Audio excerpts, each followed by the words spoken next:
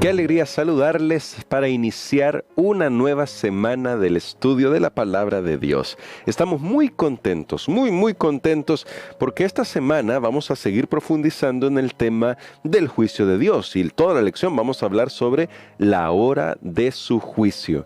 Si la semana pasada ya comenzamos a hablar sobre la buena noticia del juicio, ahora vamos a explicar por qué es que ya la semana pasada dejamos dicho que ha llegado.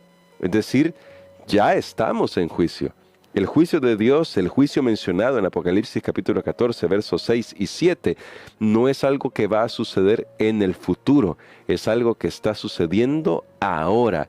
Y aunque ya dimos algunas pinceladas la semana pasada con nuestro pastor Dani Perla, esta semana vamos a profundizar en por qué hemos asegurado que la hora de su juicio ha llegado y por qué dijimos que desde 1844 ya estamos en esta hora de juicio.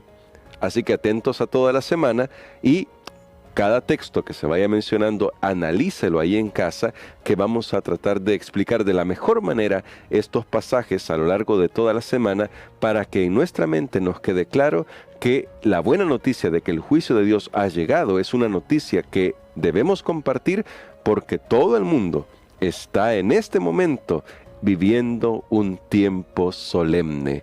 Y especialmente quienes conocemos esto, deberíamos vivir de tal manera que se refleje, que nos gozamos en saber que muy pronto, cuando el juicio llegue a su final, el pueblo de Dios recibirá la corona de la vida eterna. Vamos a orar para estudiar la lección de este día domingo, último día del mes de abril, titulada La purificación del santuario. Bondadoso Padre, gracias te damos por tu palabra, porque tú nos instruyes, tú nos ayudas a crecer espiritualmente. Y hoy necesitamos que tu Santo Espíritu nos dé la sabiduría para comprender la lección, porque queremos, oh Dios, que no solamente llegue a nuestro conocimiento teórico lo que aprendemos, sino que impacte nuestra vida. En el nombre de Jesús. Amén. Cuando decimos que la hora de su juicio ha llegado, comúnmente nosotros pensamos que el juicio final de Dios va a ser algo tipo Hollywood y va a suceder alguna serie de catástrofes que vamos a decir, esos son los juicios de Dios. Sí, la Biblia en Apocalipsis habla sobre las 7 últimas plagas y cosas por el estilo, algunas catástrofes naturales, quiero decir, pero cuando hablamos del juicio de Dios, Daniel 7 nos mostró, eso es algo que ya hemos estudiado en las lecciones anteriores, en las semanas anteriores, Daniel 7 nos mostró que es algo que sucede en el cielo. La escena en la que se ve al Hijo del Hombre llegando ante el Anciano de Días es una escena de juicio. Sin embargo, Daniel 7 nos servía más que todo para ayudarnos a ver el momento aproximado en el que sucedería esta escena del juicio. Y ahora tome en cuenta esta clave cuando usted estudie Daniel, porque cuando vamos a Apocalipsis capítulo 14, verso 7 y escuchamos la frase, ha llegado la hora de su juicio, debemos pensar en Daniel 7, que nos presenta la escena del juicio, pero como ahí Daniel 7 no nos especifica el momento en que inicia el juicio, debemos ir a Daniel 8 y Daniel 9. Porque Daniel 2, Daniel 7, Daniel 8, Daniel 9, Daniel 10, las profecías que están en ese maravilloso libro de Daniel son profecías paralelas. ¿Qué significa que sean profecías paralelas? Significa que son profecías que comparten un esquema y una profecía construye sobre la otra. Es decir, Daniel 2 pone el esqueleto. Daniel 7 agrega tendones al esqueleto. Daniel 8 comienza a agregar músculos entre los tendones o con los tendones y todo eso. Y así vamos armando todo el panorama profético. Y de hecho, si comparamos Daniel 7 o Daniel, el libro de Daniel, quiero decir, con el libro de Apocalipsis, en conjunto nos dan ya todo el panorama, todo el cuadro completo. Pero hago esta acotación sobre cómo debemos ver las profecías de Daniel, porque a veces algunas personas tienden a desmembrarlas y tenemos que tener cuidado con eso. Si usted toma, por ejemplo, un cuadro, puede tomar un cuadro y haga este ejercicio, así rapidito, se lo voy a decir acá para que lo tenga en mente. Y en ese cuadro ponga Daniel 2, los elementos clave de la profecía de Daniel 2, que son cabeza de oro, pechos de plata, muslos de bronce, vientre y muslos de bronce, piernas de hierro y pies de barro con hierro. Y luego tome Daniel 7, donde aparece el oso, el león primero, el oso, el leopardo de 4 cabezas, una bestia indescriptible, que para mí es un dragón, y luego 10 cuernos, que son parte de la bestia. Y luego tome Daniel 8, que vamos a ir ahí en este momento. Se va a dar cuenta que se corresponden. Daniel 2 y Daniel 7 nos hablan de Babilonia como cabeza de oro y como león. Luego de Medo-Persia como los pechos y brazos de plata y de el oso y con el oso. Daniel en Daniel 7. Daniel 2 dice que el vientre es el reino de Grecia, el vientre de bronce, mientras que Daniel 7 dirá que el leopardo es Grecia. Y las piernas de hierro se corresponden con la bestia indescriptible, que es un dragón, y eso se refiere a Roma, Roma imperial. Luego tenemos los pies de barro y de hierro y los 10 cuernos, que se refieren a Roma dividida, y luego aparece una nueva figura en Daniel 7, que es un cuerno pequeño, que al principio es pequeño y luego se hace grande, que representa a una faceta religiosa de Roma. Con eso en mente, Daniel 8 resulta interesante, porque Daniel 8 comienza diciéndonos que en el tercer año del reinado del rey Belsasar le apareció una visión a Daniel, y ahí vio un carnero. Y voy saltándome textos y no quiero ir texto por texto porque nos tomaría mucho tiempo, pero luego de ver al carnero vio a un macho cabrío que tenía un gran cuerno notable, casi pareciera como un unicornio, ¿verdad? Con un solo cuerno. Y luego dice que ese cuerno, estando en la mayor fuerza, se quebró y sucedieron 4 cuernos, pero no como el primer cuerno. Y ahora, para que no quede ninguna duda, porque esto es muy importante, mis queridos hermanos, la Biblia siempre nos va a dar la clave. Siempre nos va a dar la clave. Para que no quede ninguna duda de a qué se está refiriendo y para que lo comparemos con Daniel 2 y Daniel 7, vean lo que dice el verso 19 de Daniel 8. Y dijo: voy a explicarte lo que ha de venir al fin de la ira, porque se cumplirá en el tiempo del fin. Aquel carnero que viste con 2 cuernos representa a los reyes de Media y de Persia. Es decir, el segundo reino de Daniel 2 y Daniel 7. Aquí comienza con Medo-Persia la visión de Daniel 8 por una simple y sencilla razón. Belsasar es el último rey que va a gobernar sobre Babilonia. Y de hecho no es propiamente el rey, es un rey regente porque es hijo de Nabonido. Y él es el último que va a vivir ahí, eso lo vemos en Daniel capítulo 5. Él es el último que vive ahí, en Babilonia, y luego toma el poder Medo-Persia, tal como había sido profetizado en Daniel 2 y en Daniel 7. Pero para que aún no quede dudas, dice el verso 21, el macho cabrío es el rey de Grecia. Es decir, se está refiriendo al reino de Grecia. Después de Medo-Persia vino Grecia, y eso está históricamente palpable. Por eso, el principio bíblico de interpretación profética es historicismo. Estoy tratando de recordar varios aspectos y varios términos para que usted los tenga presente. Ahora, siendo que esto es historicismo, dice aquí que el cuerno grande que tenía entre sus ojos es el rey primero. ¿A quién se puede referir? Al único e inigualable Alejandro Magno. Alguien que en 10 años conquistó casi todo lo que pudo conquistar. Y si no fuera por sus malas decisiones y su desenfreno, quién sabe qué más habría logrado. Pero fue quebrado estando en su mayor fuerza. ¿Qué pasó? La Biblia nos dice que se repartió en 4. Y lo vemos comprobado históricamente porque como Alejandro Magno no dejó un sucesor, sus 4 generales principales se tomaron el reino de Alejandro, pero ya no con la fuerza del propio Alejandro Magno. Ahora, todo esto es interesante, pero luego aparece el hecho de que aquí se nos presenta la idea de que se levanta un poder que va contra Grecia, que va a destruir también, que va a conquistar Grecia, y que se va a posesionar de todo lo que puede en territorio, y comparando con Daniel 2 y Daniel 7 nos damos cuenta que ese poder es Roma, la Roma imperial. Esta Roma imperial hace todo lo que quiere y abarca todo territorio con todo su poderío militar. Pero Daniel 8 también nos muestra que sus funciones militares cambian a funciones religiosas, y ahora nos presenta la fase religiosa de Roma, y también nos la muestra como una fase con mucho poder. Ahora, en esa fase con mucho poder, dice el verso 11 de Daniel 8, estoy retrocediendo unos versos, aún contra el príncipe del ejército se engrandeció y quitó el continuo, y el lugar de su santuario fue echado por tierra. Es decir, ejerce un ataque contra Dios, contra el príncipe de los ejércitos, que es nuestro Señor Jesucristo. Ahora, estamos viendo la faceta religiosa de una figura que aparece en Daniel 8 como el cuerno pequeño, o un cuerno que, como decíamos en Daniel 7, comienza pequeño y luego se engrandece.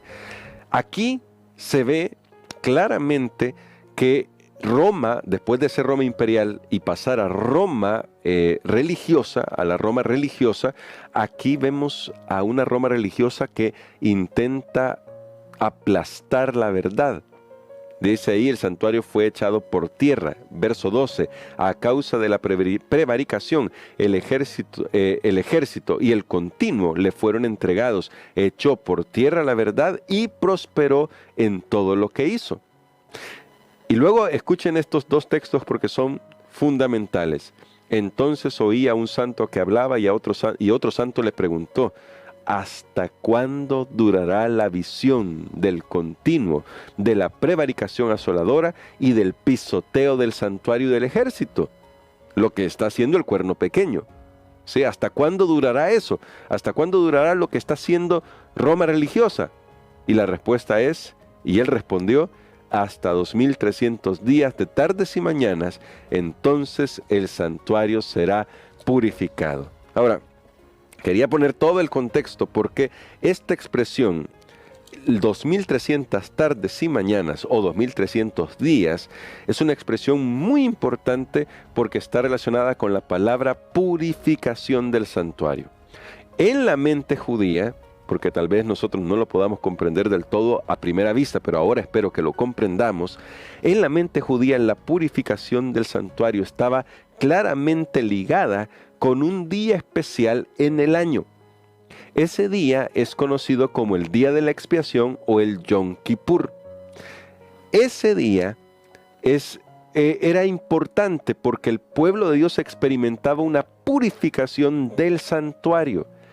Cuando vamos a Levíticos, especialmente Levíticos 16, ahí se explica todo lo que tenía que hacerse para la purificación del santuario. Pero el punto central de todo eso era limpiar el santuario de todas las inmundicias del pueblo, es decir, de los pecados del pueblo.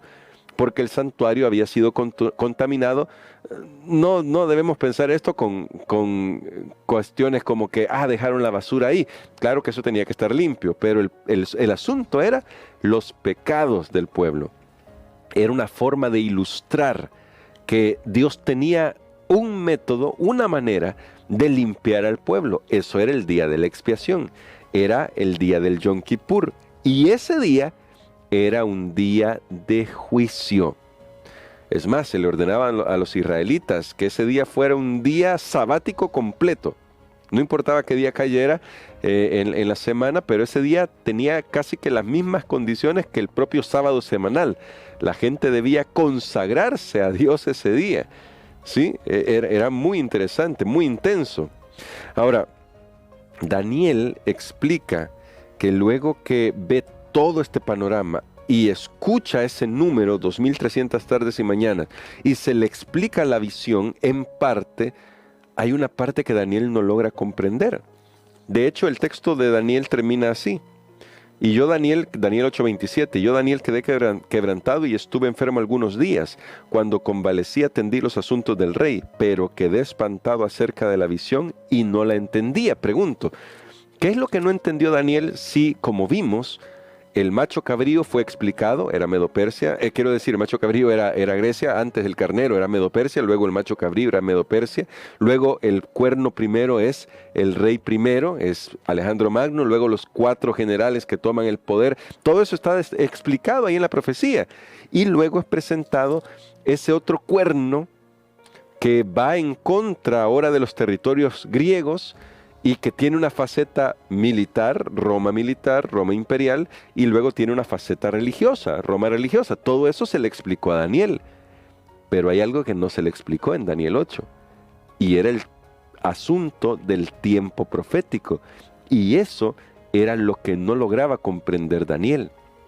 Y es natural, porque si a Daniel se le había dicho que, y lo quiero retomar de esta manera, si más bien al pueblo de Israel se le había dicho que iban a estar cautivos 70 años, eso era la profecía de Jeremías sobre el cautiverio de Judá en Babilonia, y ahora a Daniel se le estaba diciendo que iban a pasar 2300 días, que equivalen a años. Eso lo vamos a explorar el día de mañana.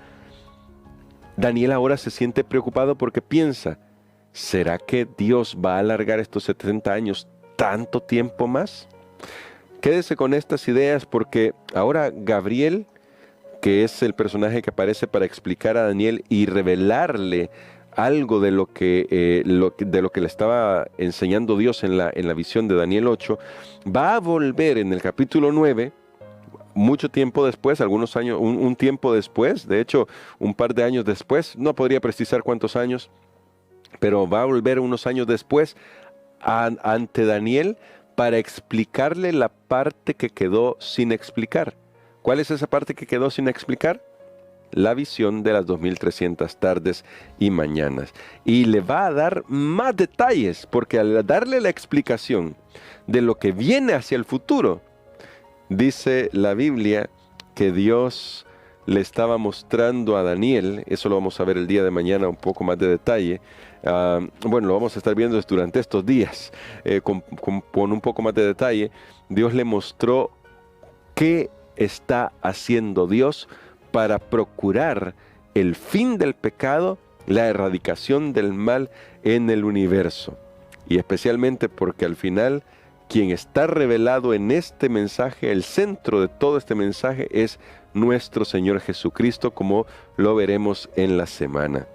¿Con qué debemos quedarnos acá? Con lo que debemos quedarnos es lo siguiente: el juicio de Dios, que está profetizado en Apocalipsis, que ha llegado, en Daniel también se profetizó, llegando al final de los 2300 tardes y mañanas, que se refieren a 2300 años. Este juicio es para purificar el santuario, no aquí en la tierra, sino en el cielo. Porque sí, en el cielo hay un santuario, y ya lo hemos visto en las vislumbres del cielo que hemos aprendido de Apocalipsis capítulo 4 y Apocalipsis capítulo 5. Con eso en mente podemos poner las bases y decimos: Dios está conduciendo la historia. Nada toma por sorpresa a Dios. Ha llegado el tiempo de la purificación del santuario, y cuando termine esa purificación, el pueblo de Dios será vindicado, Jesucristo será vindicado, el carácter de Dios, del Padre, será vindicado, el Dios eterno, nuestro Dios eterno, pondrá la justicia para siempre y erradicará el mal para la eternidad. Dios destruirá de una vez por todas el pecado. Así que la pregunta del santo que dice ¿hasta cuándo va a suceder esto? ¿Hasta cuándo Dios lo va a permitir? Ya tiene la respuesta: hasta que llegue el momento de la purificación del santuario, es decir, la hora de su juicio. Y una vez que llegue ese momento, Dios se encargará de poner orden en las cosas, de poner todo en orden, y de finalmente destruir al mal y a todas las consecuencias que el mal trajo sobre este mundo. Estas son buenas noticias, porque usted y yo sabemos esto. Así que hoy vamos a orar pidiendo sabiduría. Le invito a que pueda repasar un poco los textos que hemos dado. Sé que hay mucha información acá, pero con estos textos que hemos dado, espero que usted pueda fortalecer su comprensión de estas profecías. Vamos a orar porque todavía habrá más detalles que a abordar en el resto de la semana. Querido Padre, gracias por tus misericordias y gracias porque nos das tu palabra para instruirnos, pero ayúdanos a poner nuestro foco de atención en Jesucristo, que es el centro de esta profecía y de todas las profecías bíblicas. En tus manos de amor nos encomendamos por Jesús. Amén.